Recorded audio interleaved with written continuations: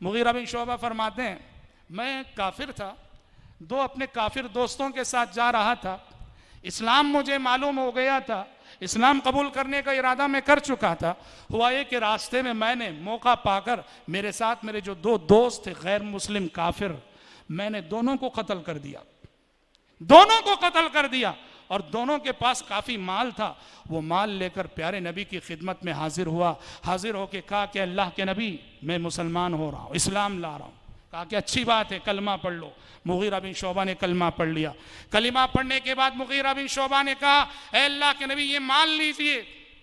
जो माल अपने दो साथियों से उन्होंने लूटा था, उस माल को नबी की खिदमत में पेश किया। कहा कि ये लीजिए। प्यारे नबी ने कहा, कौन सा माल है ये? मुगीरा बिन शोबा ने सारा वाकया बयान किया। प्यारे नबी ने कहा, ये माल धोखे का माल है, ये नाजायज तरीके से हासिल किया हुआ माल है, ये माल हमें नहीं चाहिए, ले जाओ इस माल।